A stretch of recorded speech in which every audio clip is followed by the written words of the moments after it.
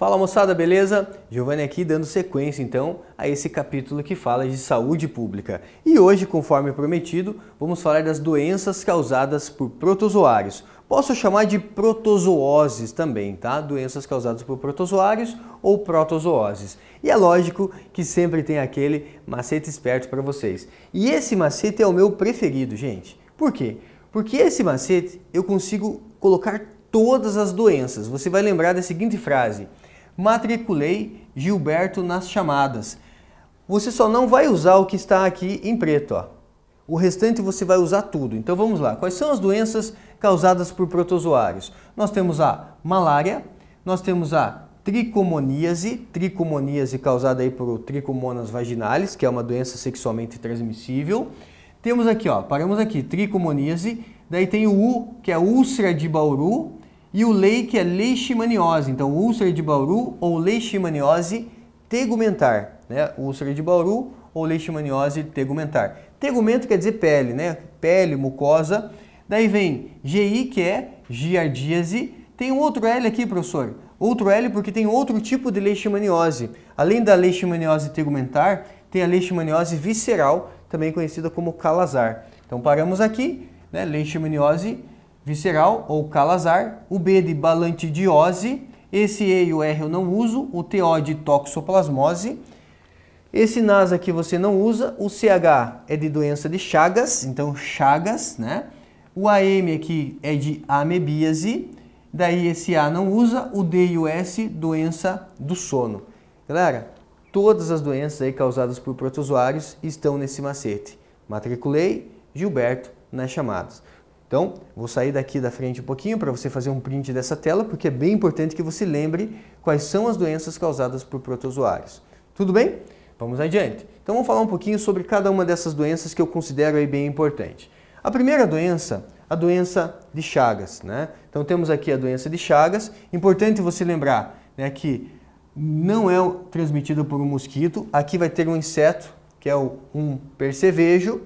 Se você não lembrar, é um percevejo, o que que é? É um inseto barbeiro. Então, se você não lembrar que é um percevejo, lembre-se que é um inseto barbeiro.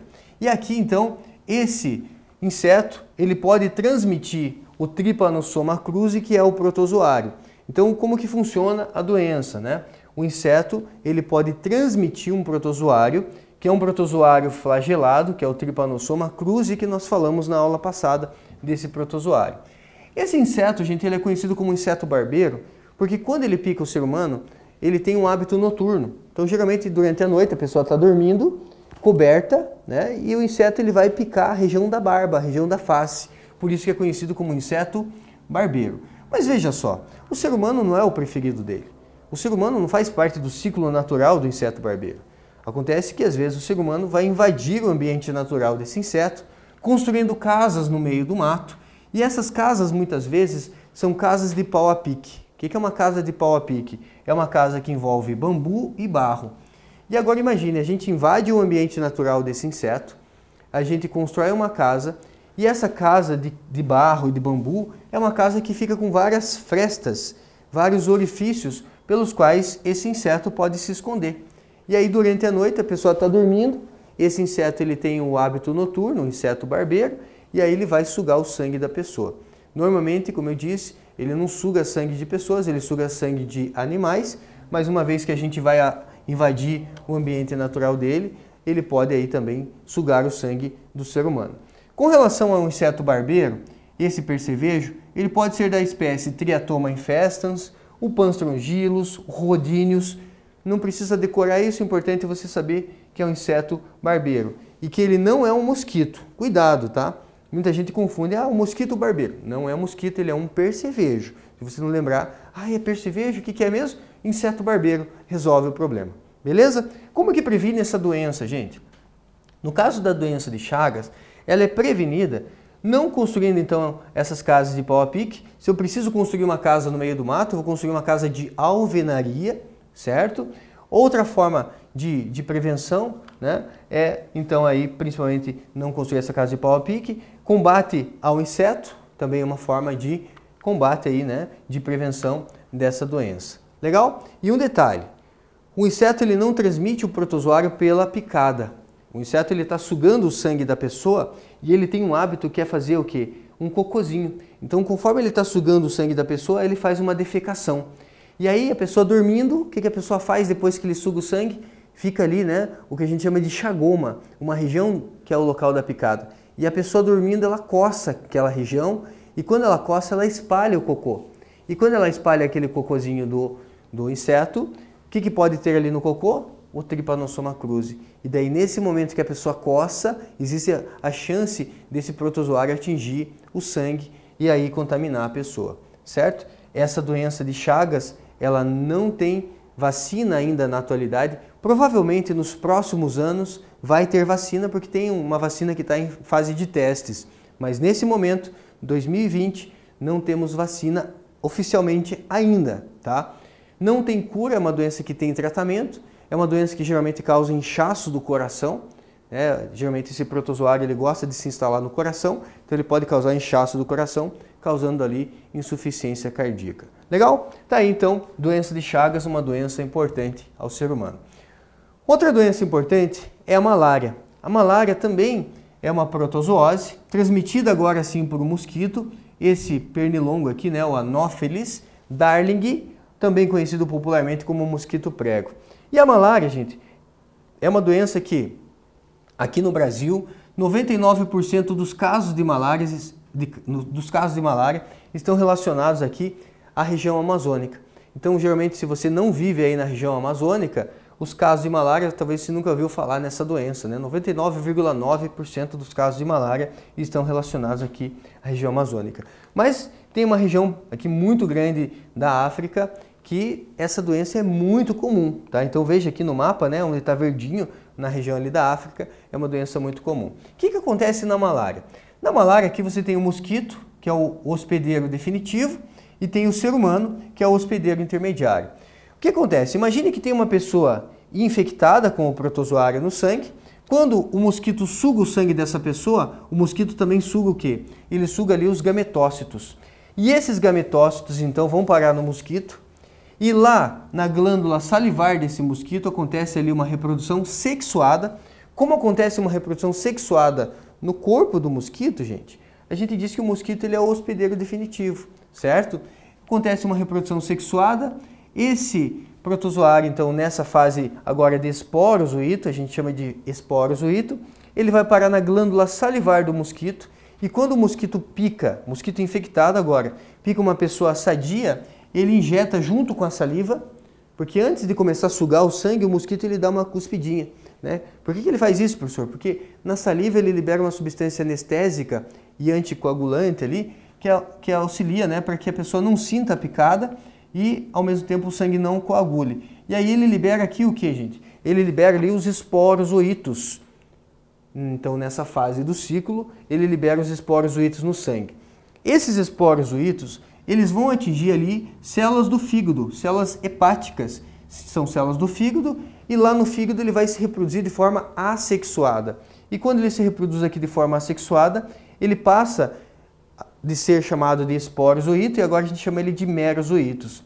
E esses merozoítos podem agora invadir os glóbulos vermelhos, e invadindo os glóbulos vermelhos eles se reproduzem novamente, e vão se reproduzindo novamente, até ocasionar o quê? A explosão ali, o rompimento desses glóbulos vermelhos. E quando rompe o glóbulo vermelho, libera ali, né, toxina no sangue.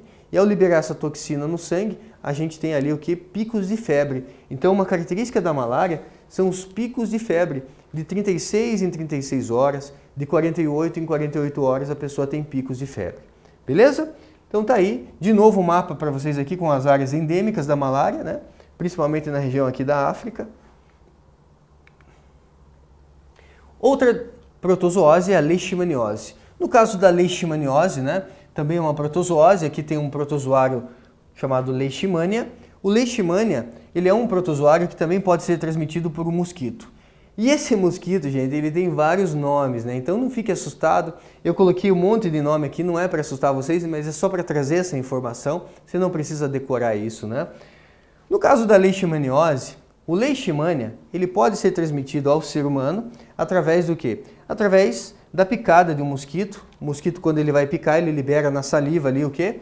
O protozoário. E que mosquito é esse, professor? É o mosquito do gênero Lutisomia, também chamado de flebótomo.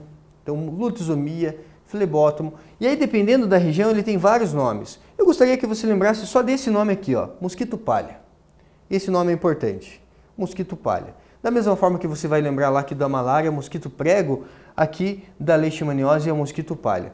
Mas ele tem vários nomes, né? Então, gostaria que você lembrasse, aquele mosquito que tem vários nomes. Birigui, cangalinha, asa branca, asa dura, cangalha, né? Tatuquira. Então, várias possibilidades de nomes. Não precisa decorar. Ah, professor, mas você decorou. Eu decorei porque a gente acaba decorando ao longo, né, da vida, estudando muita biologia, muita ciência, acaba decorando, mas você não precisa se preocupar com isso, tá bom?